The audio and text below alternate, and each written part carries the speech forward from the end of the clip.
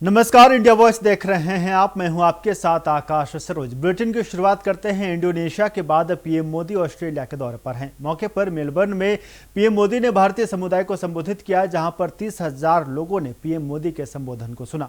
ये अपने आप में ही रिकॉर्ड है, जब ऑस्ट्रेलिया में किसी नेता को सुनने के लिए इतनी बड़ी संख्या में लोग इकट्ठा हुए थे। देखिए रिपोर्ट।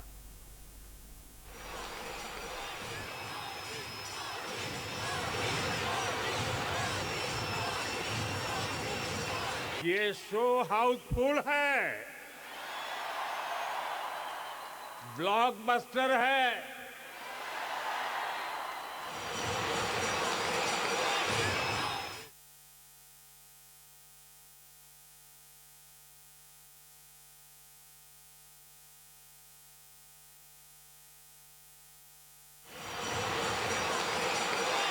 शीप से लेकर शिप तक मैन्युफैक्चरिंग का भारत में एक नया इकोसिस्टम डेवलप किया जा रहा है। ऑस्ट्रेलिया के मेलबर्न में प्रधानमंत्री नरेंद्र मोदी ने भारतीय समुदाय के लोगों को संबोधित किया। इस कार्यक्रम में प्रधानमंत्री नरेंद्र मोदी ने करीब 30,000 लोगों को एक साथ संबोधित किया। ऐसा पहली बार हुआ जब ऑस्ट्रेलिया में किसी नेता को सुनने के लिए इतनी बड़ी संख्या में लोग जमा हुए थे। पीएम मोदी ने तमिल, गुजराती और हिंदी में नमस्कार से अपने भाषण की शुरुआत करते हुए कहा कि ये शो हाउसफुल और ब्लॉकबस्टर है। वणक्कम मेलबर्न, नमस्कार माइट्स, कैसे हैं आप? केम छो? ये शो हाउसफुल है, ब्लॉकबस्टर है। पीएम मोदी ने मेलबर्न के मौसम का जिक्र करते हुए कहा कि भारतीयों ने मेलबर्न को और भी ज्यादा वाइब्रेंट बना दिया है।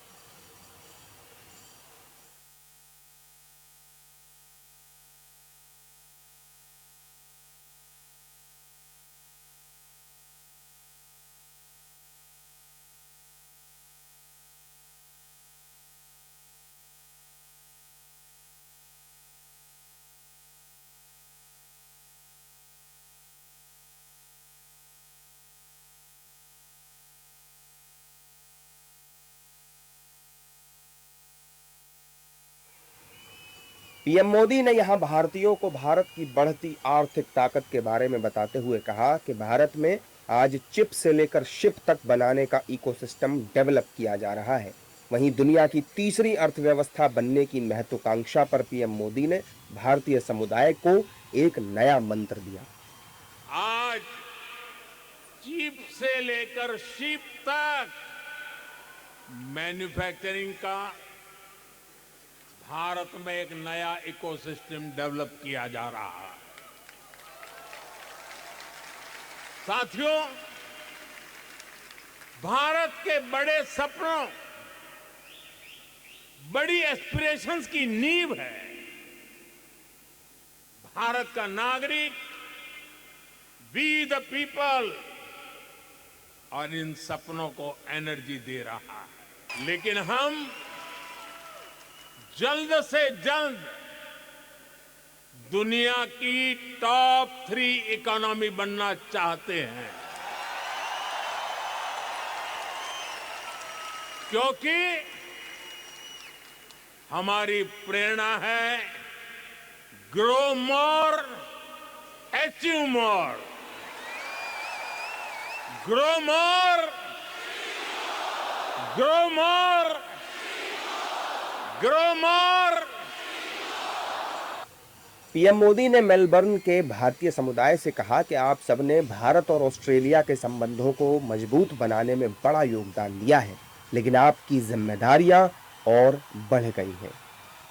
आप सभी ने भारत ऑस्ट्रेलिया के रिश्तों को मजबूत बनाने में बहुत मेहनत की है, बहुत योगदान दिया है, लेकिन आपका काम यहां खत्म नहीं हुआ है, बल्कि यहां से आपकी जिम्मेदारियां और बढ़ गई है। अब भारत और ऑस्ट्रेलिया की पार्टनरशिप का एक अलग ही फेज शुरू हो रहा है।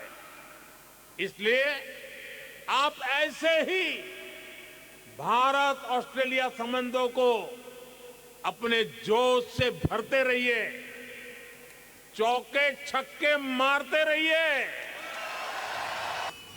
मेलबर्न के कार्यक्रम में पीएम मोदी के प्रति भारतीय समुदाय में दिखा जोश और उत्साह इस बात की तस्दीक करता है कि वो ग्लोबल लेवल पर सबसे लोकप्रिय नेता है।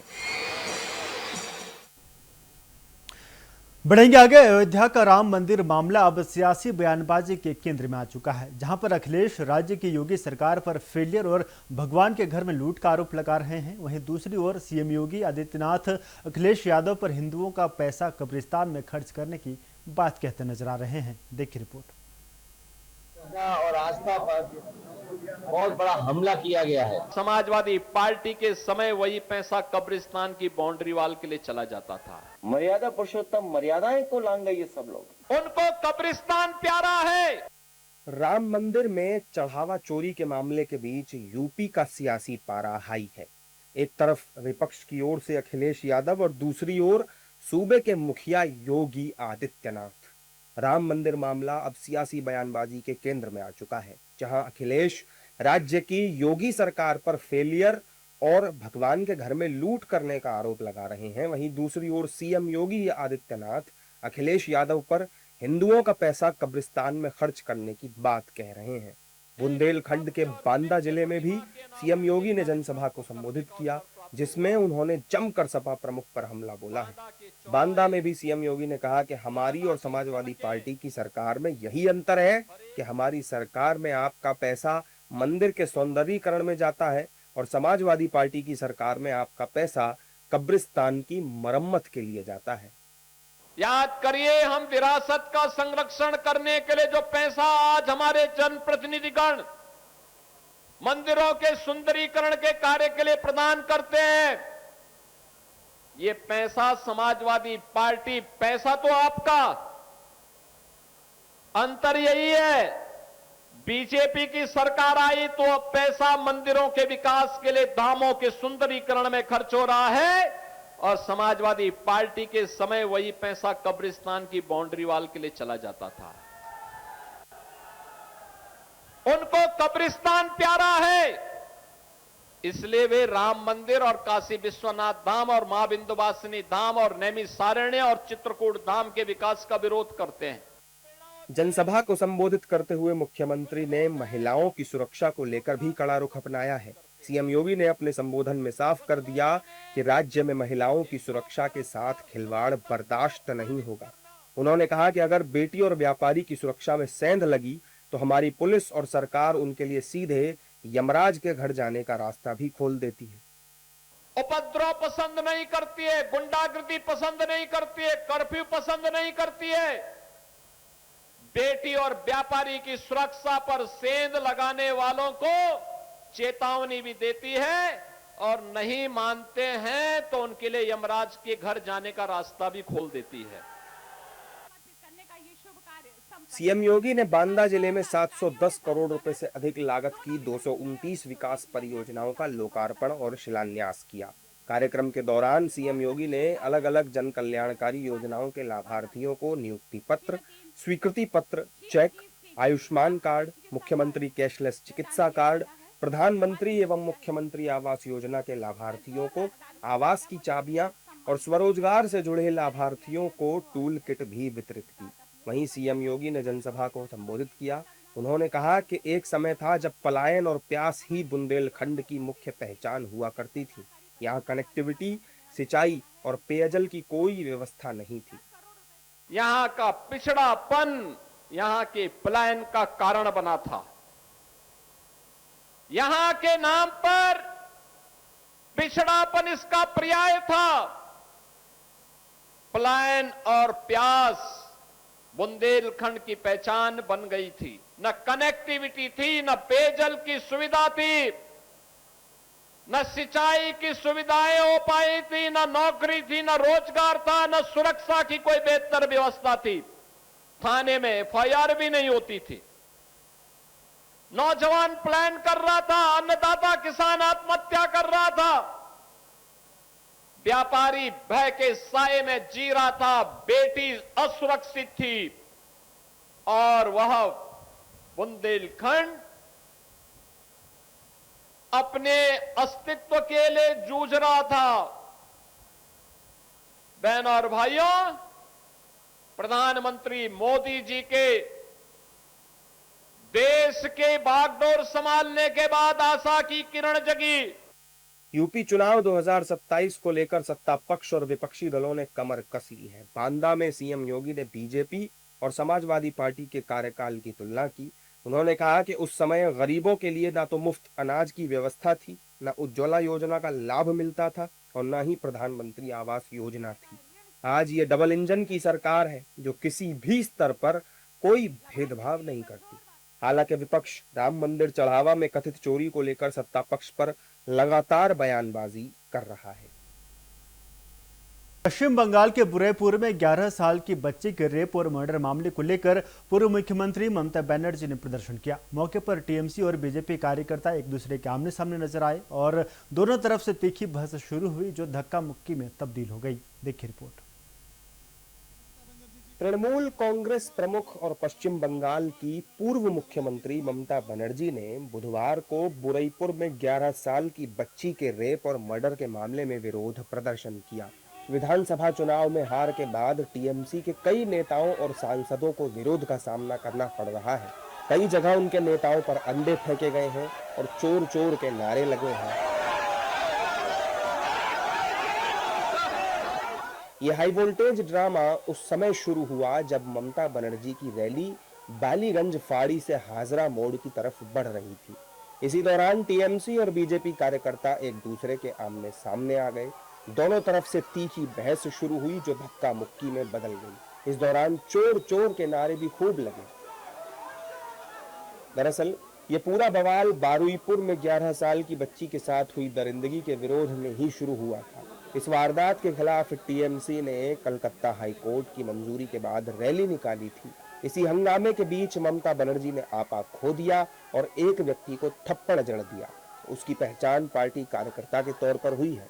ऐसे में सत्ताधारी पार्टी ने इस घटना को लेकर शिकायतें भी शुरू कर दी हैं। बीजेपी नेताओं ने अंडे फेंके जाने और अपनी ही पार्टी के कार्यकर्ता को थप्पड़ मारने पर ममता बनर्जी पर तंज कसा है। बीजेपी का कहना है कि बंगाल की जनता का गुस्सा टीएमसी पर फूट रहा है और ममता बनर्जी पूरी तरह से बौखला गई है। भारतीय जनता पार्टी और उनके कार्यकर्ताओं ने कभी हिंसा का साथ नहीं दिया है और उन्होंने हमेशा हिंसा का आलोचना करी है। और अभी आपने देखा होगा कि भारतीय जनता पार्टी के शीर्ष नेतृत्व ने बंगाल में कार्यकर्ताओं को किसी प्रकार की हिंसात्मक घटना से दूर रहने का आग्रह किया। और तृणमूल के जो कार्यकर्ता तृणमूल पार्टी में कभी हुआ करते थे, आपने देखा होगा आज ममता जी ने तो झापड़ भी मारा है अपने ही कार्यकर्ता को। तो उनमें एक हिंसा की प्रवृत्ति रही है और जो ज्यादातर घटनाएं वहां पर घटी हैं उनमें तृणमूल पार्टी के साथ में रहे हुए तृणमूल के ही कार्यकर्ता हैं जो पहले से अपने आप को पीड़ित महसूस कर रहे थे। ये जो आजकल पश्चिम बंगाल में अंडा, आमलेट, थप्पड़, झापड़ ये सब जो चल रहा है, मुझे लगता है ये ठीक नहीं है। अरे भाई, चुनाव में हार होती है, हार के बाद जो है हताशा भी बहुत से लोगों को दिखाई पड़ती है, निराशा भी दिखाई पड़ती है, लेकिन इस तरह का तमाशा नहीं दिखाई पड़ता। अब कभी जो है वो कहेंगे साहब हमारे ऊपर अंडा मार दिया गया, फिर कहेंगे कभी आमलेट मार दिया गया, कभी कहेंगे जो है वो थप्पड़ मार दिया गया, कभी कहेंगे पापड़ मार दिया गया, कभी कहेंगे झापड़ मार दिया गया। ये सब चलता रहता है इनका। तो इसलिए जो है इससे अभी आपको आत्मचिंतन करना चाहिए। आम जनता आक्रोशित है, आम जनता गुस्से में है। तो जब भी ममता बनर्जी को या टीएमसी के जनप्रतिनिधियों को, टीएमसी के नेताओं को देखते हो, आम जनता का उबाल और गुस्सा उन पर दिखाई पड़ता है। अभी भी सुधरने के लिए ममता बनर्जी तैयार नहीं है। राजनीतिक दलों को जो लोग जागीर की तरह इस्तेमाल करते हैं, जनता उन्हें इसी तरह से किनारे लगाने का फैसला लेती है। अगर अभी भी इस तरह की हरकतों से ममता बनर्जी और टीएमसी के नेता बाज नहीं आएंगे तो और ज्यादा मुश्किलें टीएमसी की बढ़ेंगी। हालांकि टीएमसी नेताओं ने ममता बनर्जी पर फेंके गए अंडे का आरोप बीजेपी पर लगाया और साथ ही पार्टी के कार्यकर्ता को थप्पड़ मारने पर टीएमसी सांसद सौगत रॉय ने कहा कि ममता बनर्जी अगर किसी को थप्पड़ भी मारती हैं तो प्यार से मारती हैं। ये तो बोलना है कि ममता बनर्जी कोई थप्पड़ भी मारती है, वो भी प्यार से मारती है, ये सब उनको अपना बच्चा है, कुछ भी कर सकता है। ये तो बीजेपी का कल्चर है, उससे मेरा कोई आशा नहीं है, नहीं करते। सब गुंडा लफंगा सब इकट्ठा हुए हैं। तृणमूल एक विरोधी दल है, उसको जुलूस भी नहीं करने देता, लेकिन तब भी हम तो जुलूस निकले। हमारे 41 लोग घायल हुआ, उसको इलाज हुआ पीजी अस्पताल, एसएसकेएम अस्पताल में। लोग देखे कि क्या हालत है बीजेपी की सरकार के समय में। हालांकि इस घटना के बाद ममता बनर्जी बीजेपी और उसके कार्यकर्ताओं पर भड़की नजर आई। उन्होंने कहा कि पुलिस के सामने ही टीएमसी के युवा कार्यकर्ताओं को पीटा गया, जो सही नहीं है। दरअसल ये पूरा बवाल बारुईपुर में 11 साल की बच्ची के साथ हुई दरिंदगी के विरोध में शुरू हुआ था। इस वारदात के खिलाफ टीएमसी ने कलकत्ता हाईकोर्ट की मंजूरी के बाद रैली निकाली थी। चूंकि इस घटना के मुख्य आरोपी प्रभा मंडल का पुलिस ने एनकाउंटर कर दिया है, इसलिए राज्य में पहले से ही सियासी पारा चढ़ा हुआ है। बस इसी गुस्से और राजनीति की वजह से जब ये मार्च बालीगंज फाड़ी से हाजरा मोड़ की तरफ बढ़ रहा था, तो टीएमसी और बीजेपी के कार्यकर्ता आपस में भिड़ गए और शांतिपूर्ण रैली देखते ही देखते अखाड़ा बन गए। इन दिनों पूरा उत्तर भारत बारिश की चपेट में है। बात करें उत्तर प्रदेश की तो यहाँ भी कई जिलों में बारिश का दौर जारी है। नोएडा, गाजियाबाद के कई इलाके जलमग्न हो चुके हैं। मौसम विभाग ने कल भी यूपी के कई जिलों में भारी बारिश होने का अनुमान जताया है। देखिए रिपोर्ट। यूपी के कई जिलों में जमकर बरसात हो रही है। कई लोगों के लिए बारिश राहत तो कई लोगों के लिए आफत लेकर आई है। कई शहरों के कई इलाके बारिश के पानी से डूब गए हैं। नोएडा, गाजियाबाद में इतनी बारिश हुई कि सड़कों पर 1 से 2 फीट तक पानी भर गया है। कई बाइकें जलभराव में फंसकर बंद हो गईं। यूपी में बारिश ने एक बार फिर दावों की पोल खोलकर रख दी है। अब आपको यूपी के अलग अलग जिलों की तस्वीरें दिखाते हैं। गाजियाबाद में 2 दिनों से भारी बारिश का दौर जारी है। कई इलाके पानी पानी हो गए हैं। मोहन नगर, वजीराबाद रोड पर जलभराव की वजह से ट्रैफिक बाधित हो रहा है। अब साहिबाबाद के भोपुरा की तस्वीरें भी देख लीजिए। यहाँ जलभराव की वजह से ऑटो खराब हो गया, जिसके बाद बच्चों ने मोर्चा संभाला और ऑटो को पानी वाली सड़क से निकाला। ये तस्वीरें साफ साफ बयां कर रही हैं कि गाजियाबाद प्रशासन का हर दावा खोखला निकला है। गाजियाबाद के इंदिरापुरम में भी भारी जलभराव देखने को मिल रहा है। सड़कों पर पानी लोगों की मुश्किलें बढ़ा रहा है। वहीं विजयनगर में बारिश के बाद अंडरपास डूब गया है। यहां से लोगों का निकलना मुश्किल हो गया है। गाजियाबाद के कई इलाकों में हाल लगातार बिगड़ते जा रहे हैं। गाजियाबाद की तरह नोएडा में भी हाल बेहाल है। यहां भी कई सड़कें पानी से लबालब हैं। अब तक करीब 154 मिलीमीटर बारिश रिकॉर्ड की गई है। वहीं तापमान में 6 से 7 डिग्री की गिरावट दर्ज की गई है। नोएडा प्राधिकरण हर साल दावा करती है कि अगले साल जलभराव नहीं होगा, लेकिन तस्वीरें गवाही दे रही हैं कि प्रशासन की लापरवाही लोगों पर भारी पड़ रही है। सवाल यही है कि आखिर हर बार तेज बारिश के बाद नोएडा पानी पानी क्यों हो जाता है। वहीं ग्रेटर नोएडा में भी झमाझम बारिश के बाद कई इलाकों में जलभराव की स्थिति बन गई है। कई गोल चक्कर और सड़कें पानी में डूब गई हैं, जिससे लोगों और वाहन चालकों को आवाजाही में काफी परेशानी का सामना करना पड़ रहा है। बारिश के बाद जल निकासी व्यवस्था पर भी सवाल उठ रहे हैं। वाराणसी में भी जमकर बादल बरस रहे हैं और दावों को धराशायी कर रहे हैं। जिलाधिकारी कार्यालय और पुलिस कमिश्नर कार्यालय के बाहर भारी जलभराव हो गया है। सरकारी दफ्तरों के बाहर पानी भरने से व्यवस्था पर सवाल उठ रहे हैं। मेरठ में भी मानसून पूरी तरह सक्रिय हो चुका है। पिछले 3 दिनों से लगातार हो रही मूसलाधार बारिश ने मौसम का मिजाज पूरी तरह बदल दिया है। तापमान में करीब 10 डिग्री सेल्सियस की गिरावट दर्ज की गई है, जिससे लोगों को भीषण गर्मी और उमस से राहत मिली है। हालांकि राहत के साथ मानसून अपने साथ परेशानियां भी लेकर आया है। शहर से लेकर ग्रामीण इलाकों तक कई सड़कें जलमग्न हो गई हैं। जगह जगह नाले उफान पर हैं। कई कॉलोनियों। तो फिलहाल मेरे साथ इस बुलेटिन में इतना ही। देखते रहिए इंडिया वॉइस। नमस्कार।